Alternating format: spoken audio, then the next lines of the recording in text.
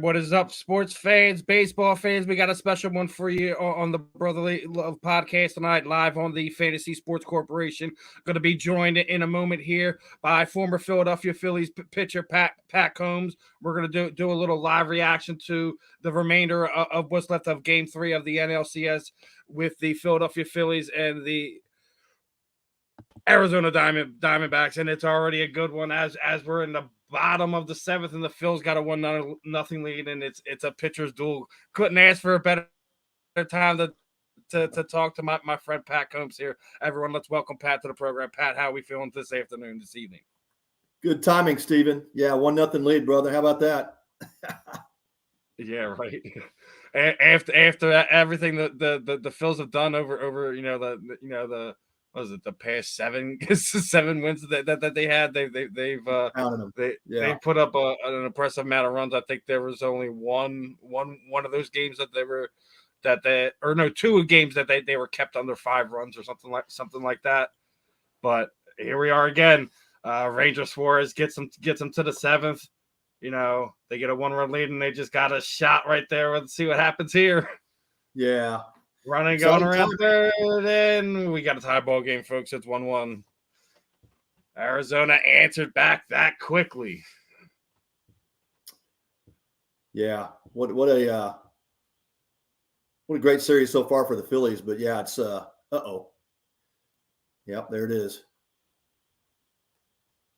That didn't as it is. The Phillies are up 2-0 on Arizona, taking care of business at Citizens Bank Park, and the bats were lively, man. They were doing their things, and I thought it was a funny statement right before the series started. I don't know if you've seen it, but one of the Diamondbacks pitchers was sitting there saying, "I don't foresee Citizens Bank Park being any louder than it was for one of the baseball classic games that they had down there in Venezuela."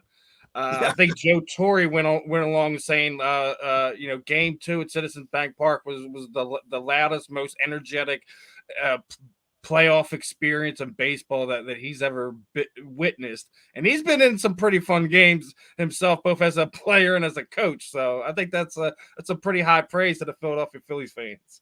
Yeah, no doubt, man. It was a lot of energy. I mean, both those games, but. Yeah, it's a lot of fun, man. When you play in front of a crowd like that, that energy it carries over. You know, we obviously as players, you feel it on the field, and man, it just gets the adrenaline's already going because of the obviously playing a playoff game. But man, you hear that crowd going, and it just lifts the team.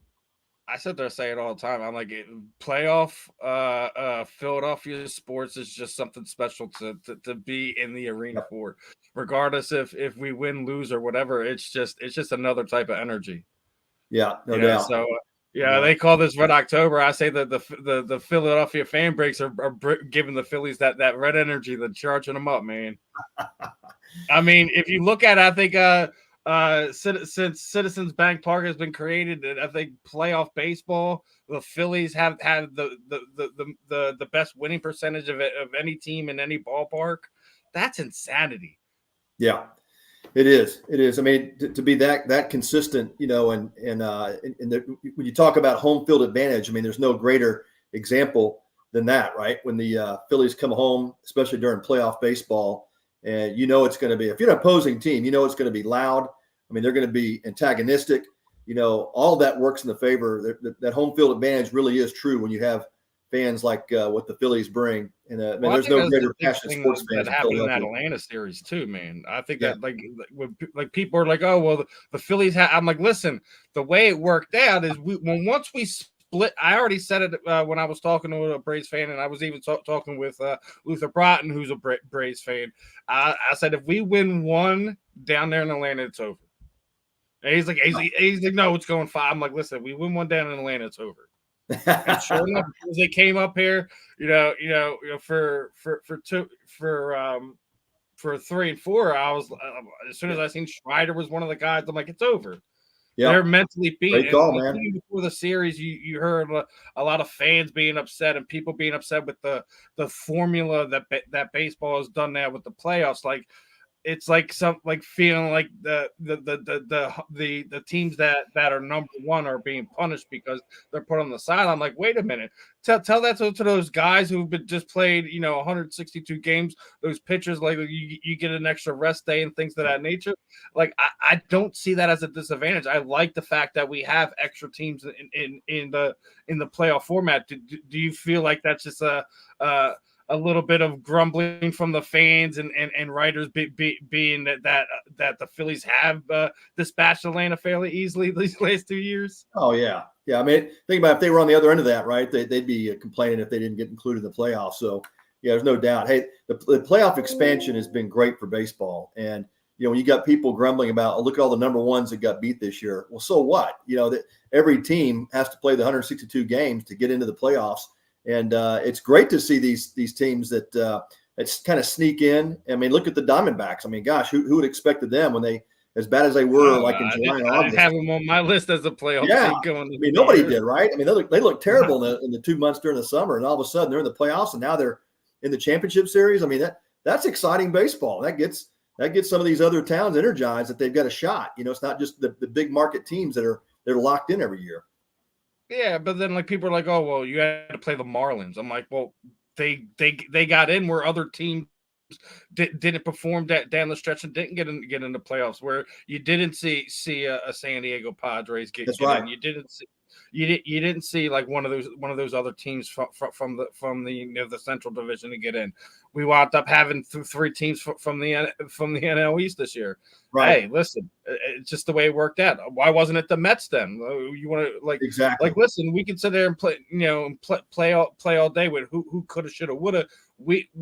I said it from the beginning of the year. I said, listen, we're gonna be a playoff team again because of the injuries. You just have to make it through the first 2 months and get Harper and some of these other guys healthy and back and things like that.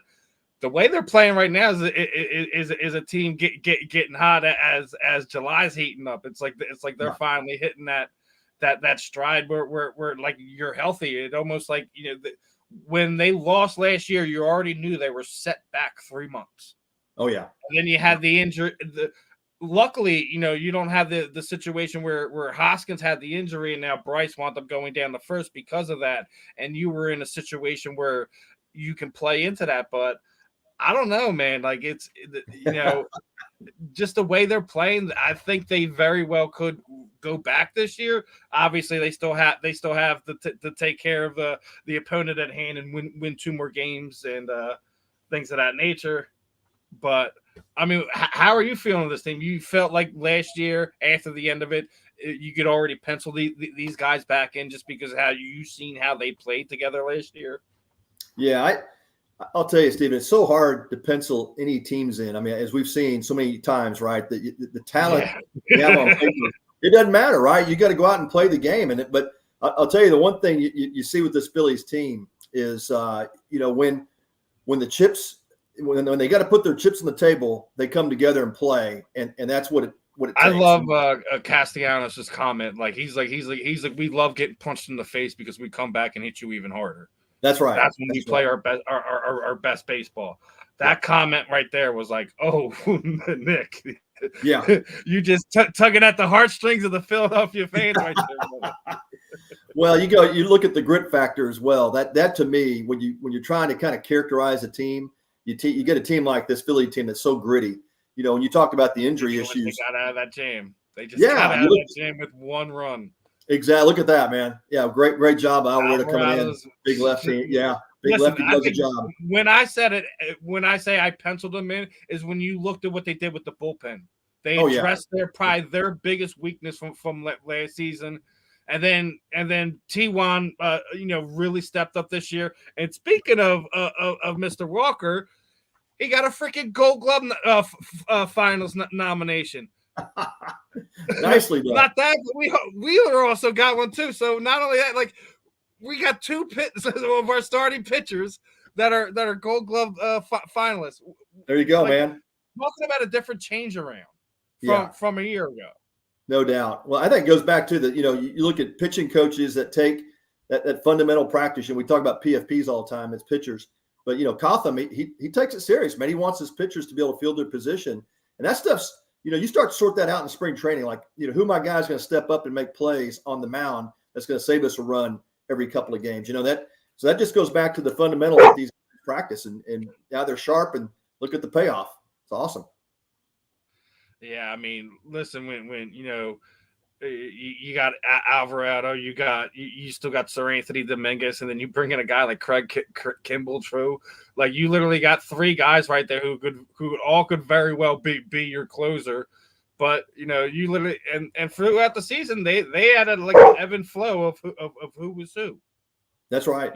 Yeah. What a great position to be in when you've got those three quality arms. Sir Anthony, then he got hurt. Then they went to the Kimball, and he never gave it back up after that point.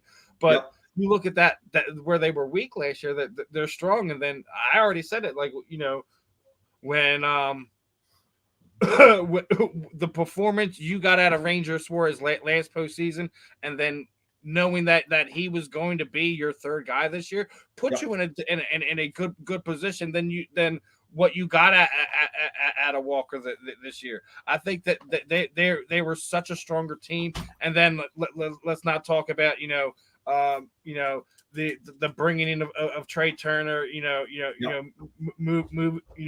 Moving on from oh God, I can't even forget his name right now.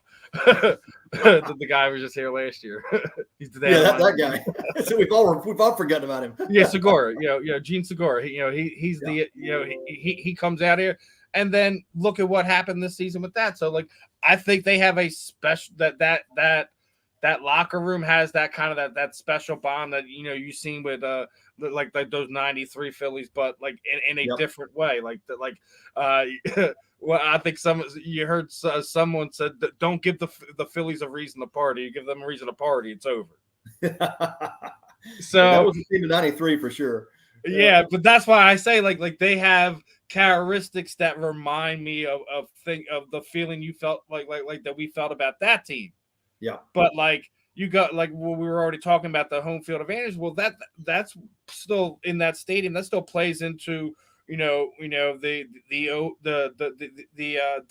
late 2000 teams that we had here. You had some teams that played good baseball. Just unfortunately, only one of them in the past 30 years have been able to take that trophy home. Fell short last year. I feel strongly that this team could still do it despite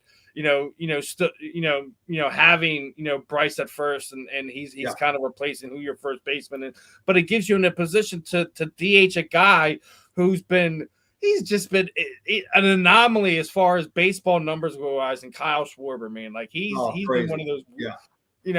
His batting average has been absolutely horrendous, but the guy's been averaging like 45 home runs for the last two seasons. It's one of those things you just have to scratch your head. Like, he defies the baseball analytics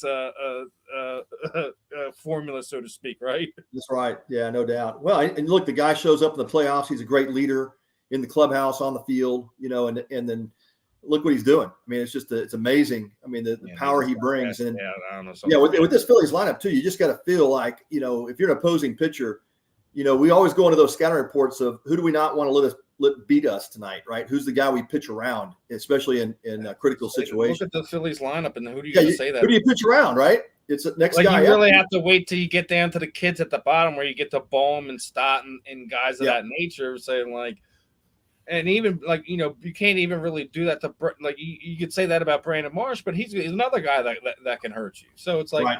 That's what I think is special about this team. Like, you could have a guy shut these other guys, your other stars down, but you always find someone who winds up stepping up and performing in a big moment. Well, we're gonna see what happened here, and the last few innings as they just got Castellanos out on a bad strikeout. Marsh is up now, so we're gonna see what happens as you go through the last few innings. You're going through the bottom of the lineup, so we'll see if some of the kids kind of step up, so to speak.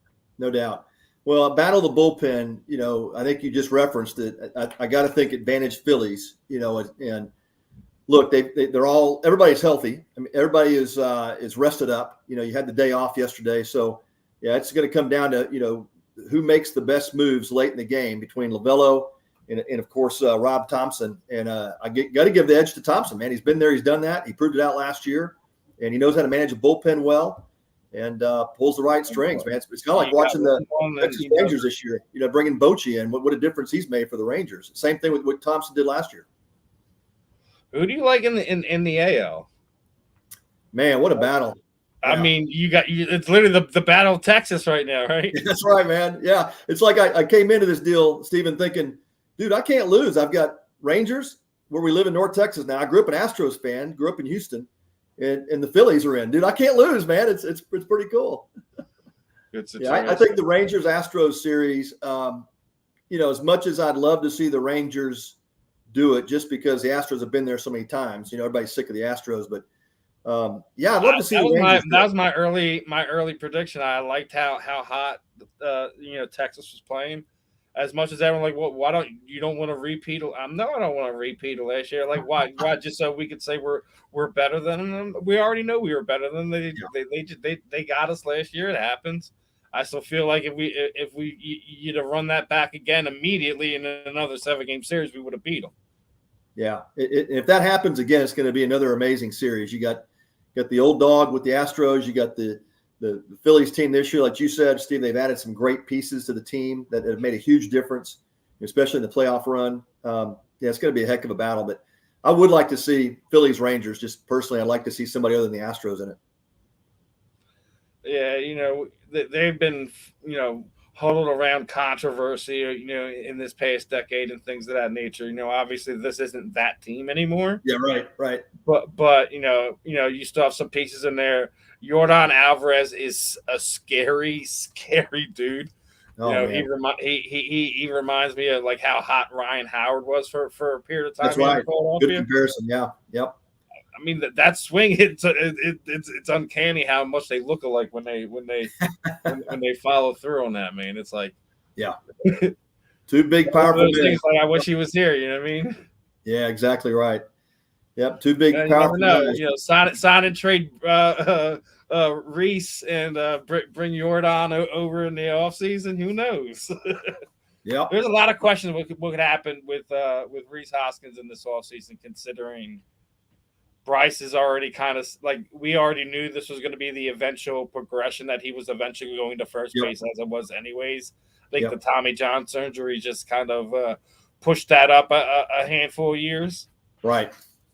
But I don't think Bryce would be bad at first base, and it gives you an opportunity to get some of those other guys, play out there and right. You'd be able to go bring another guy in there.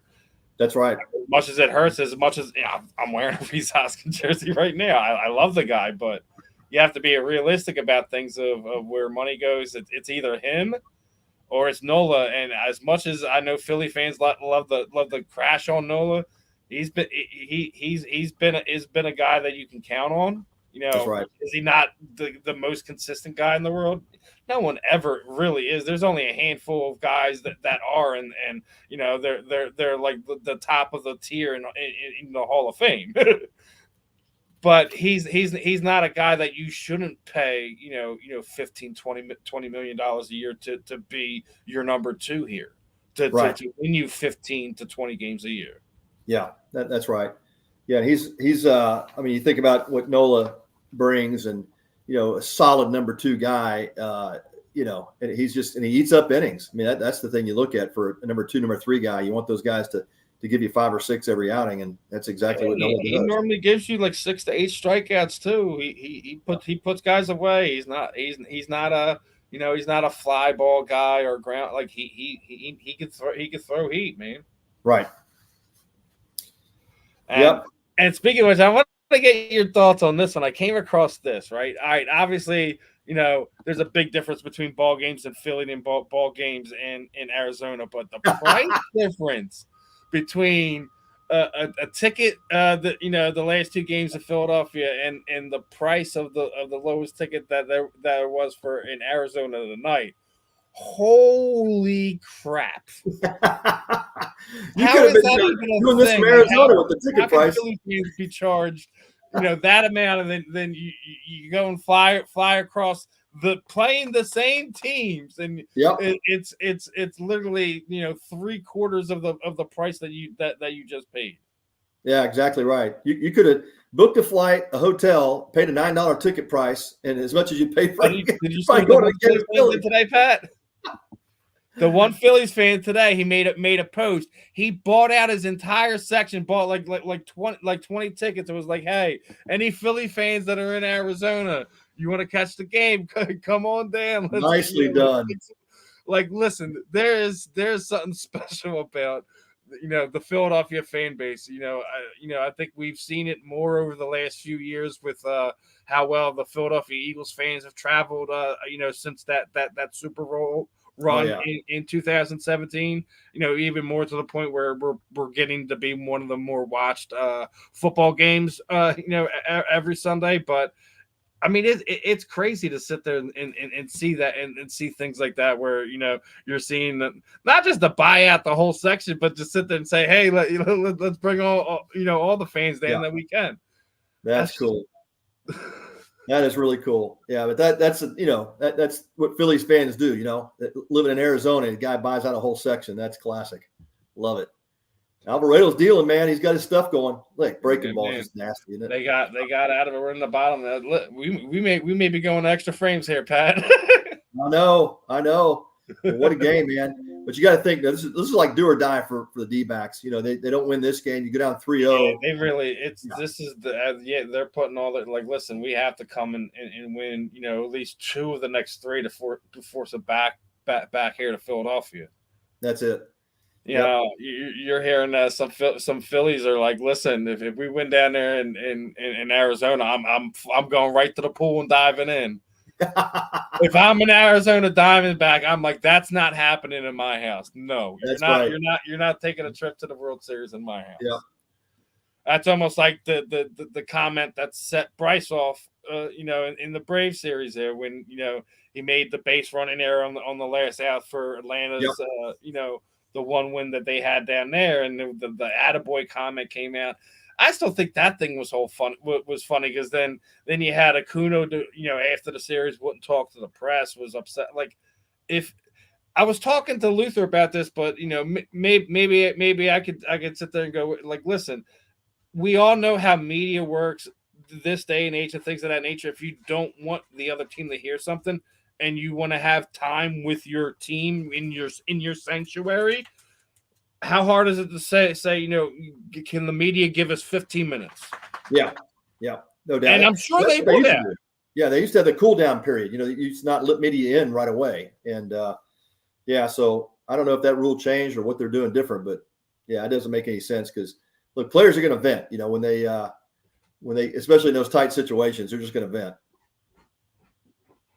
They're gonna they're gonna say a lot of things. It's that fire in the moment type of situations and things of that nature. So yeah, you're gonna have, and I don't think it was that bad. Like the attaboy Harper, like how bad of a situation is that? And almost put one out, but oh man, that was almost a catch there from. Man.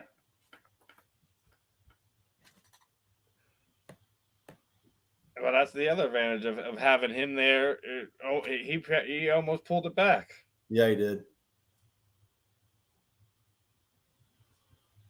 Golly, that was close. He hit that.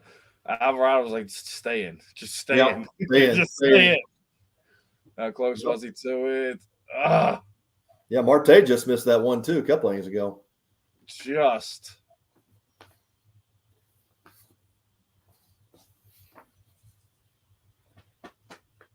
Man. He thought he had it. Yeah, he did. That's why you see that look on his face where he's just How'd that stay in? Yeah, they got to get out of this one now. Yeah. 2 on, 2 out. This is the stuff that playoff is made for, right?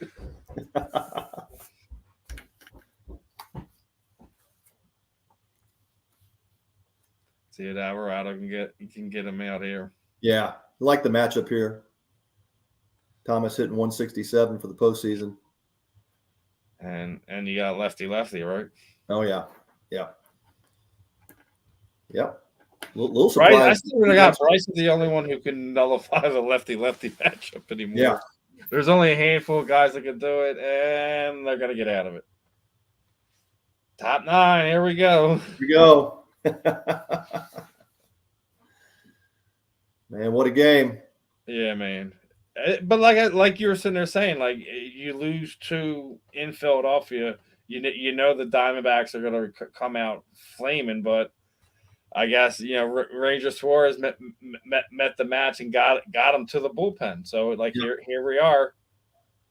We'll see what happens now. The Phillies are going to have to get some runs here to get him out of here to kind of steal one. Yeah. But, well, I mean, again, I think it's an advantage Phillies with as good as they've been swinging the bats, especially anything late here with the power that they've got.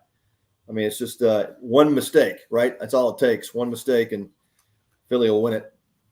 They get a couple of hits, before Arizona gets a mouse, they're going to be in trouble. Yeah. Like I said, we got to see that you got to see Stott or Bohm come up big.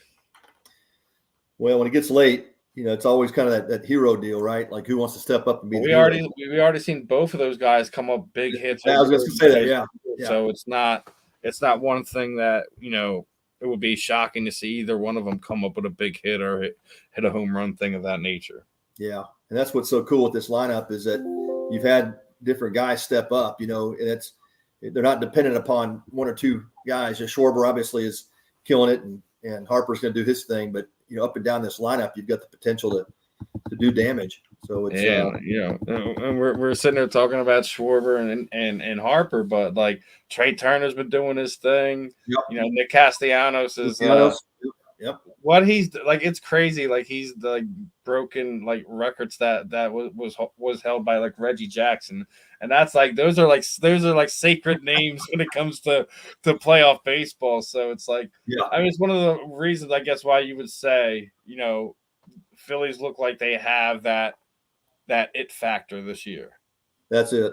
Where like last year they were obviously the underdogs, but they were also getting these types of hits from Schwarber, from Harper. But now then you remember Nick Castellanos was in a terrible funk, like Trey was this year. Yeah. But this year he's been kind of more like the hitter that they signed. And listen, Bryce got all his boys there, man. So I mean, you really look at it, it's crazy. Turner, Castellanos all played with Harper at some point in time before they got into the majors, and here they are trying to win a championship in Philadelphia.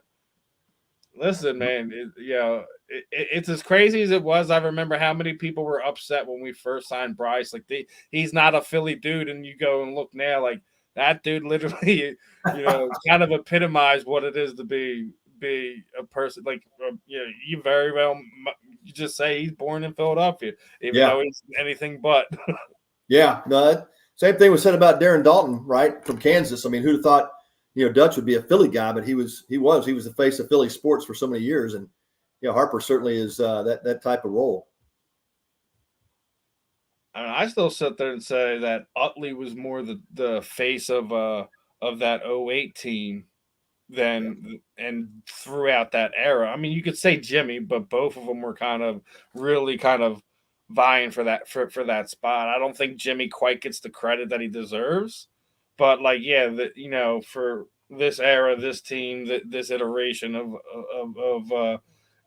what John Middleton has put together, it's without a doubt Bryce is the face of it, and this town is 100% all in on this guy now. I mean, just how he's played through the Tommy John surgery, coming back, how he's played through it. I mean, yep.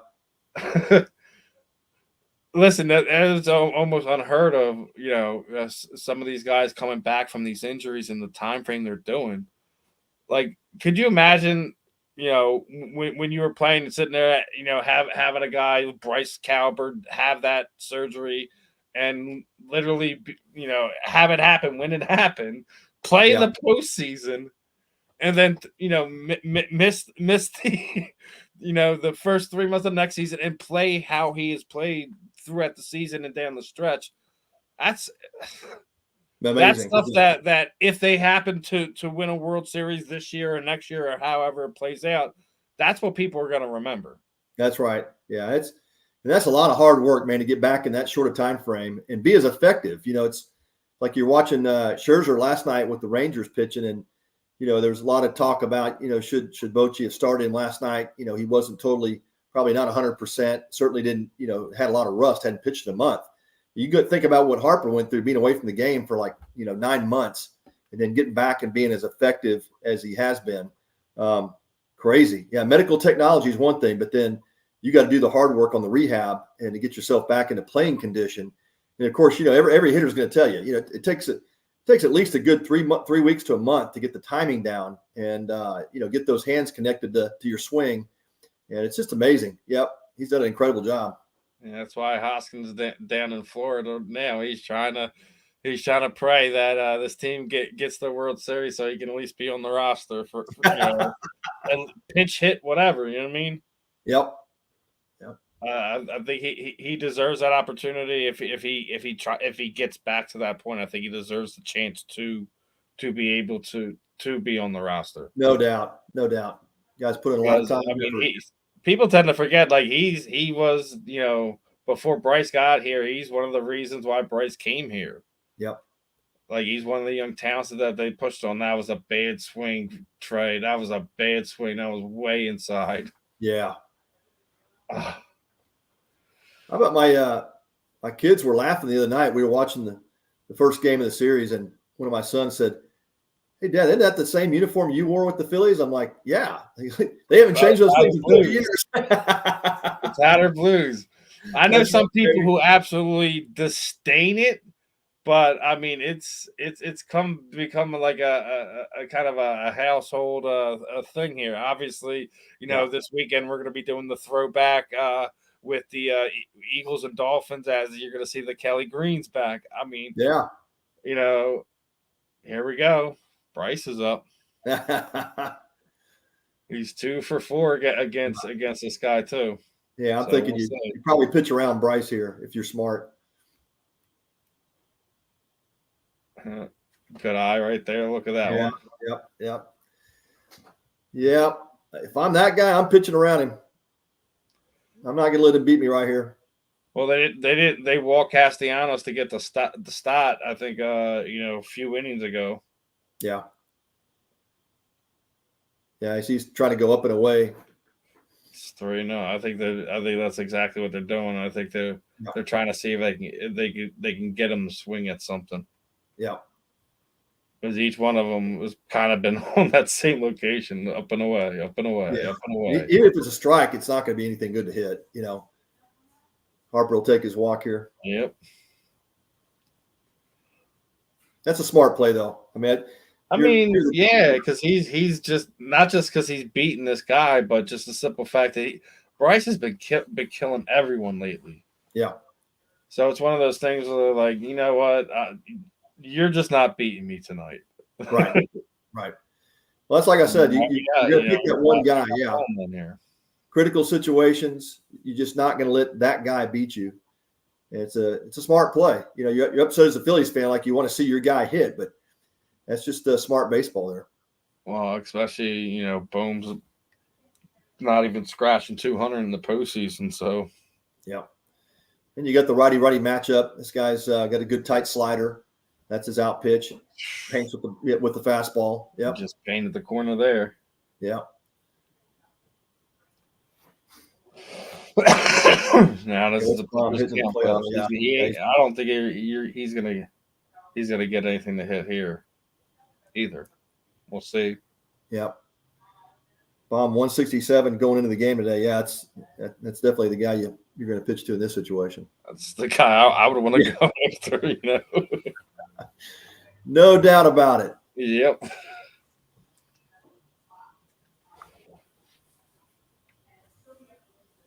All right, there we go. Yep. Keep it alive. I'll be shaking him off. Tough pitches, yeah. Let's see what he wants. Harper on the go, man. He's like, all right, if you're not going to pay any attention to me, I'm just going to go ahead and take it. Yeah, that was a ball, thankfully. How about Harper's necklace sport, man? That's pretty snazzy. Oh yeah, I think he's that's from, I forget who it was. I think Alvarez had made one, and then like the guy started seeing it, and Bryce asked like where'd he get them from, and literally he's got them for everyone on the team. Oh, that's cool. That's cool. There had to be a story behind that. That's definitely outside. Yeah, that's what. Well, I mean, that's what I heard. So either way, I think it's pretty. He was like, you know what, that's tight. I need one of them.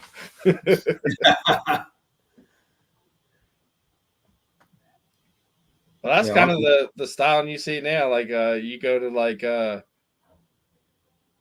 parking lots, and you see there's big old shiny chains with the big old emblems on them now. Like that, everyone's trying to do cool things like that now. Yep. Look at me.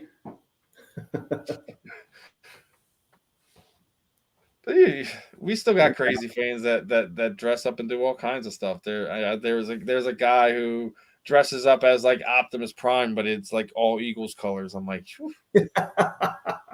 we got some dedicated fans. I gotta say that. Then we got the dude Jamie, the Philadelphia sports guy, who literally gets painted every different color for each team. Like he goes to a Phillies game, his face is like kind of like a baseball, but his like mohawk is like blue or something. Goes to an Eagles game, he's all decked out in pads, green and silver and everything like that. We have some really broken. I mean, you're looking here. It's ooh, Bone got a gift right there. Yeah, I did. I mean, it was on the way to go either way. That was a gift. Yeah. This umpire, home plate guy, he's missed about 3 or 4 key calls. Yeah, they just that one was inside, and they just gave it to him though.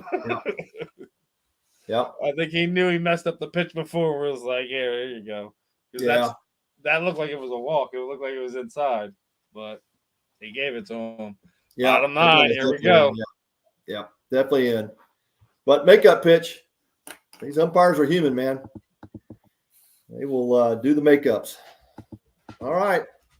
While at the commercial break, let me get a quick word in from our sponsor. Play like a 30-second video, and we'll be right back. Just Blazed Clothing Company. We are the premier clothing and lifestyle brand for the cannabis enthusiast. Premier clothing, cannabis accessories, with a South Beach flair. Go online today and check out all our great products at justblazedclothingcompany.com. Use the promo code FIGHT at checkout and get 10% off your purchase. All right, and we are back. Make sure you use that promo code FIGHT. Save 10% off your order. As we are back here and waiting for the Arizona Diamondbacks to come up the bat and see what you think they're going to send Kimbrel out now or no? I think it's the right call. You get into a situation like this, you start pitching backwards with your best guys. You put your best guy out there.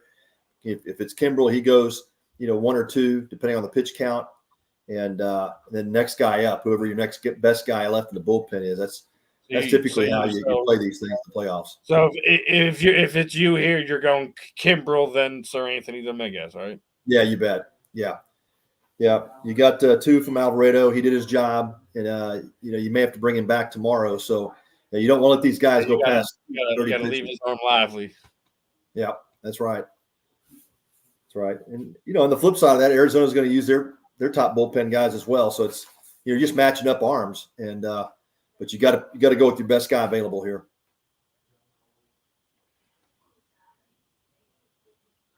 We'll see what they go with here. They were warming Kimbrel up, so I assume that it would be him.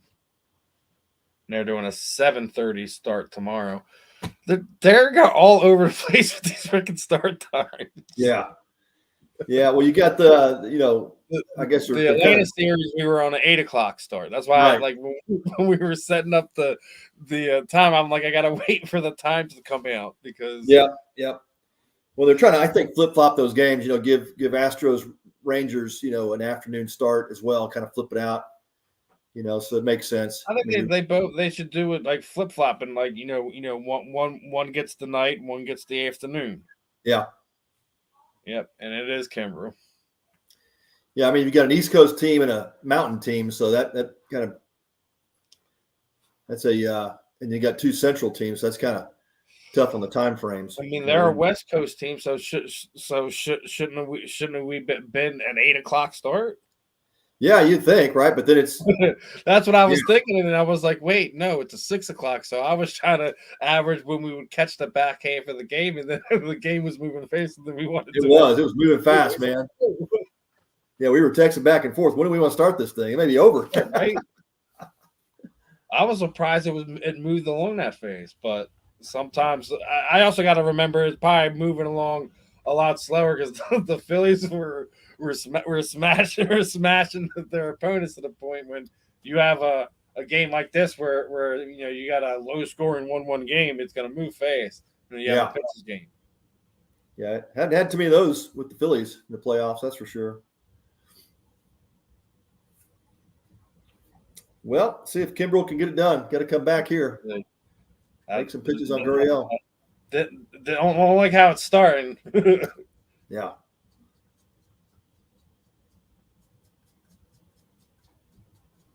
Start off 3-1.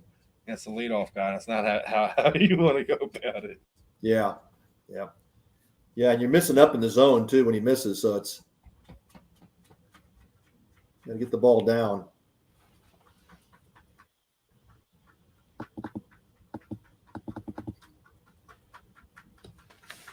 I guess what I'll do now, as we're waiting for the inning to progress a little bit here, get into the giveaway, man.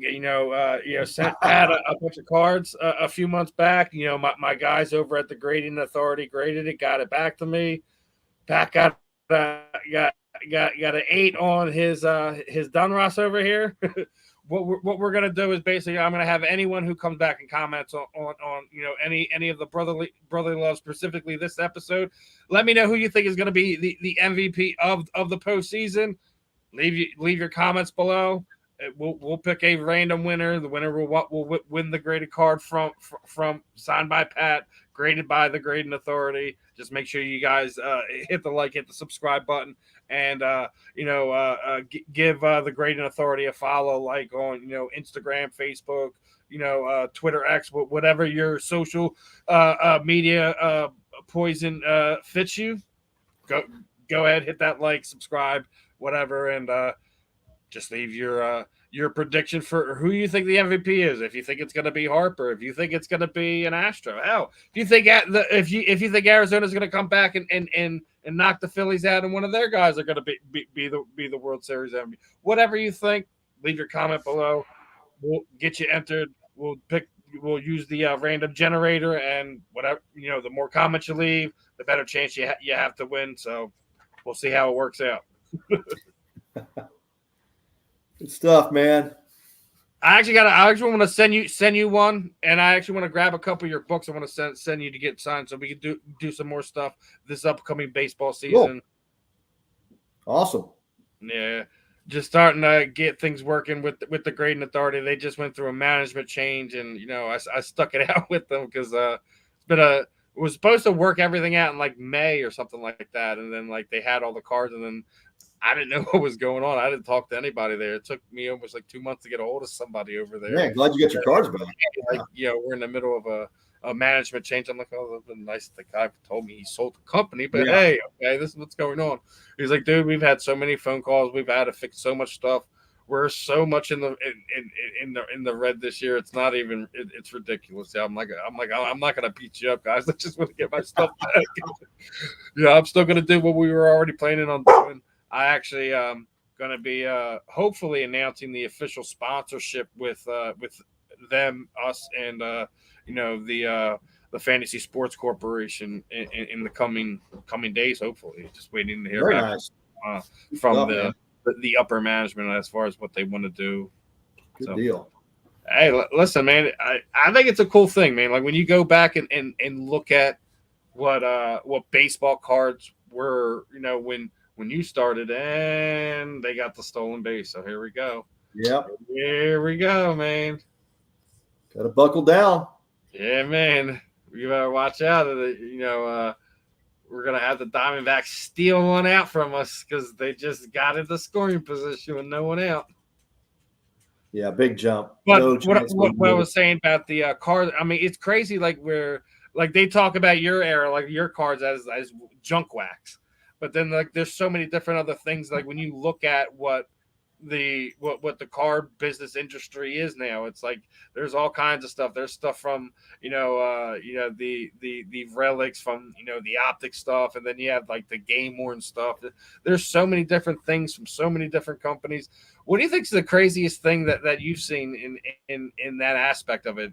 Just the card collecting, baseball cards. Like you think stuff they're doing now with the grading it to make sure like people know what their card like even your card, like it's not going to be worth more than like $5-10. It's not anything that to write home about, but it's also. And here we go. They got runners on the corner and nobody out. This might be some trouble here. Yeah.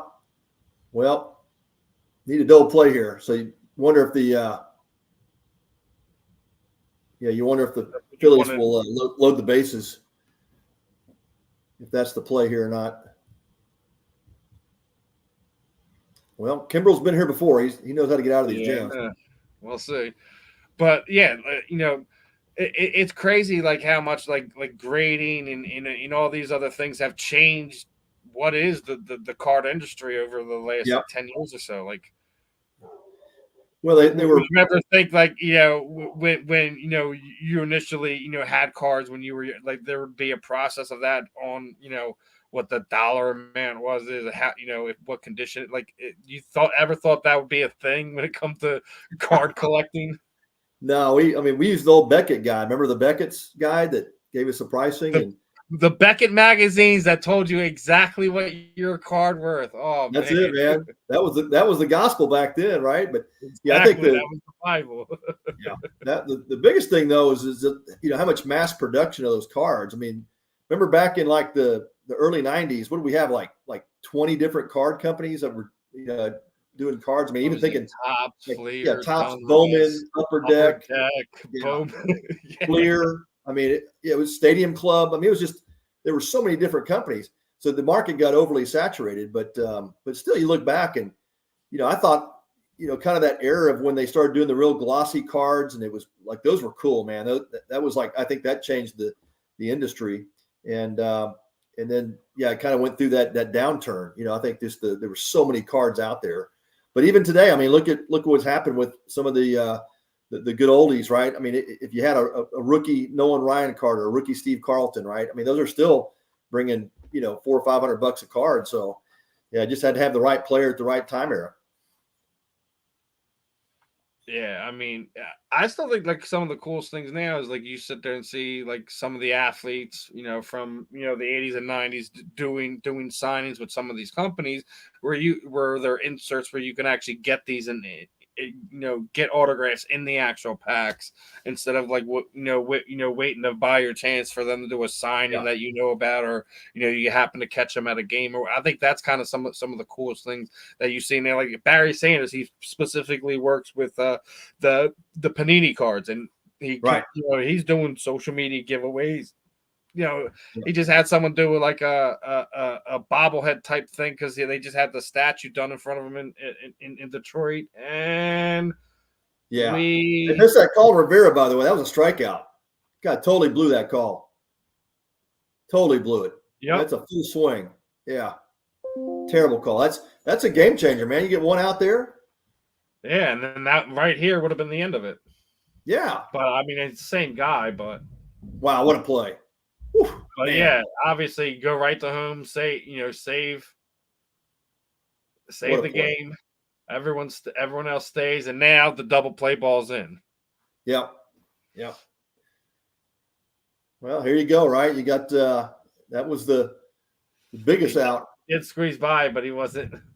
Yeah, that was a good slide, but it really was. That was. If you want to dodge it, that's how you do it. But I mean, shouldn't he have been out because he's out of the line now, right? Yeah. Well, that'd be an interesting call if they had to go to replay. Was he too far on the line? Because usually you give about 3 feet in a home plate. You know, they'll give you even a little bit more generous on that. But yeah, it's pretty close. I mean, his hand was definitely within 3 feet, but that was closer than it should have been. Yeah, it really was. Yeah, great job on Real You're Phillies fans. That's closer than it should have been. Too close. Too close. Kimball can get him out of there. Did he pop him up? Where is it? And nope, foul. Out of play. It went up and Ramuto's like, I don't know where it is. Too funny. That was great. Yeah, everybody's looking up. Where'd it go? Bone was the only one that was tracking it. Luckily, he almost got it.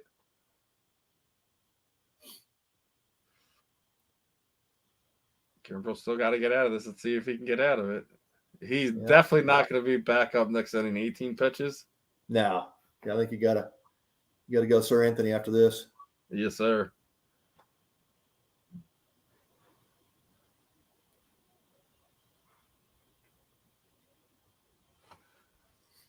This is a big one for Arizona. You got to put this is the time you're going to put the Phillies away right here. Yep. Nasty slider, man. Whew. 2-2 now. That's the out pitch tonight. Yeah, the fastball's decent, but he hadn't had good control. I got to stick with that slider. See if he tries to backdoor it. Yeah, we'll see what he does here in 2-2.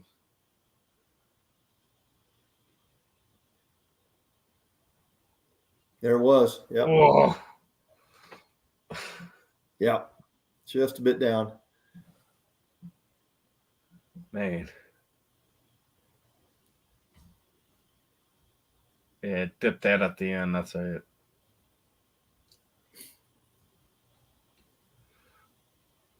Oh. Okay, that's what you do now. Yeah. Golly. Nasty pitch. There's one. What do you think? What do you feel about the pitch counter? Do you like that moving up the process of the game a little bit? Oh yeah, I love it. Yeah, I think awesome. Yeah, had to do something to speed the game up. I think just for the fans, it's really benefited the fans. Yeah, you start look at the survey results. It's like, it's not even close. Like fans are loving this. Get the game moving, keep it going. Well, I mean, I always thought you should have had a time period and some type of response to that other than just some warning, like, come on. Yeah. Like, you put something on it where it's like, hey, like, you have to have it by here. Like, just to put something on it. Like, I'm not sitting there saying, like some of them are like, oh, well, it should be like another, 10 seconds longer. Whatever. Yeah. If you feel next year you want to make it a little 10 seconds, then make it 10 seconds longer. Yeah.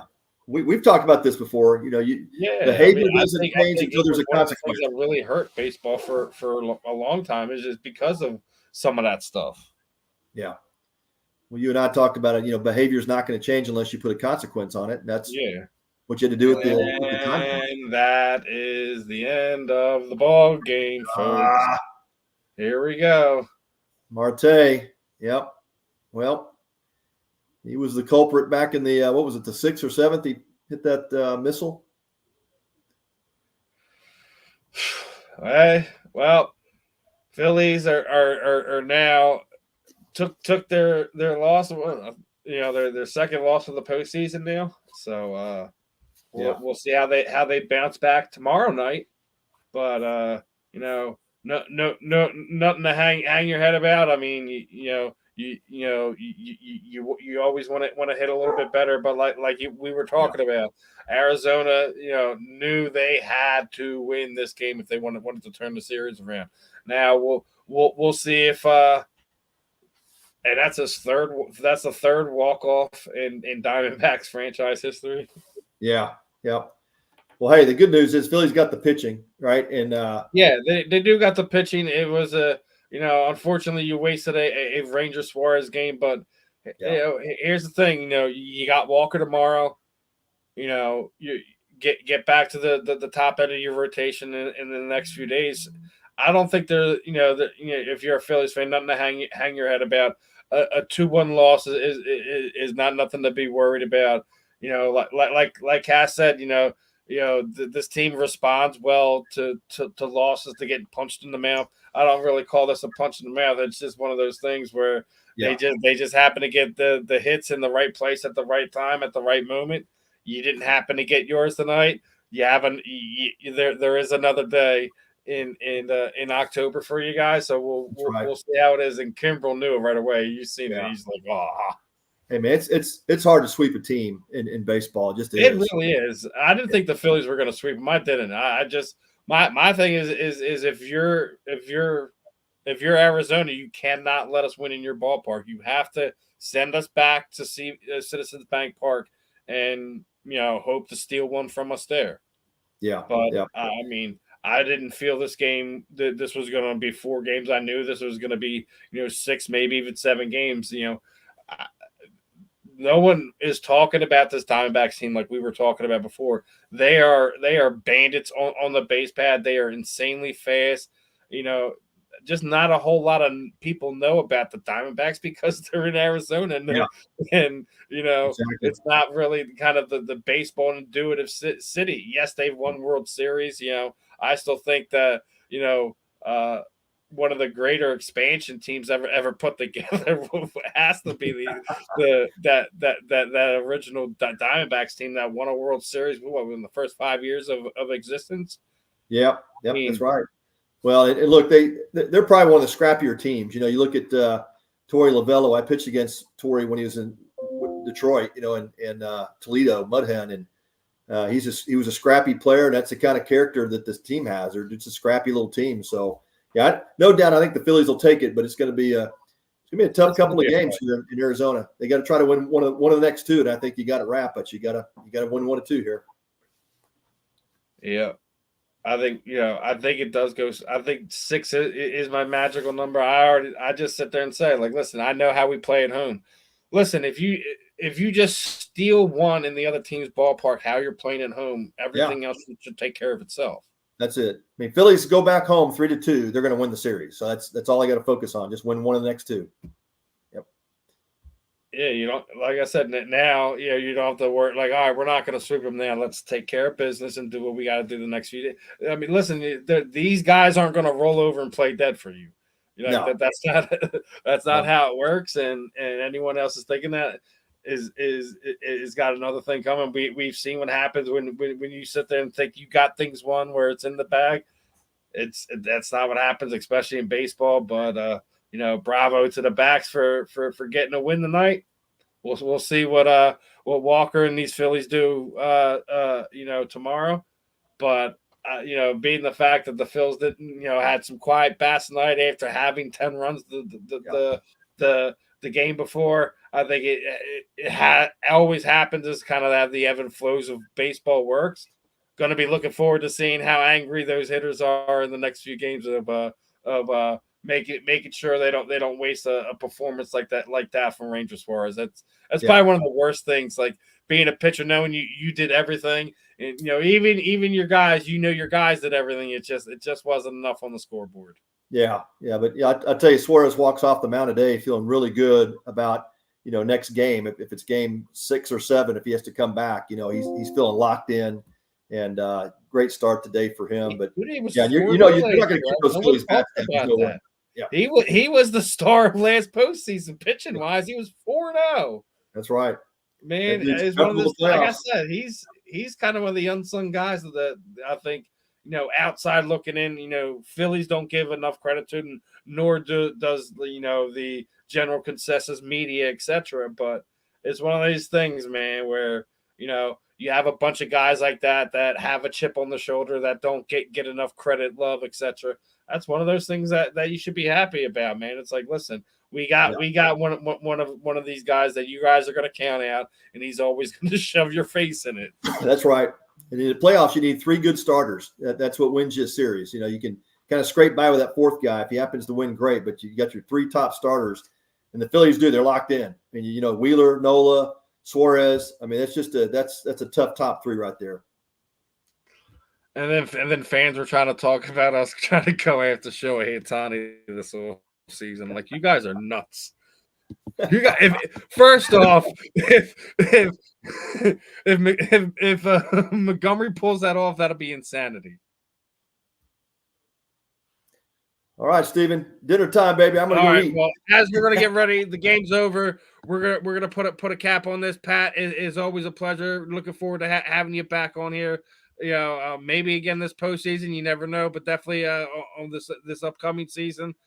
Other than that, Pat, is always a pleasure, my friend. We'll definitely catch up with you. You too, Steven. Take care, brother. See ya. All right. Take care. And everyone, thanks for tuning in. This was another episode of The Brotherly Love. This was a special live watch party for Game 3 of the NLCS Phillies Diamondbacks. Unfortunately, the Diamondbacks took the Phillies out 2-1, but are down 2-1. We'll see what's going to happen tomorrow night for the Philadelphia Phillies. Other than that, I'm Steve. This was another special one here for Brotherly Love on the Fantasy Sports Corporation. We will catch you guys very soon.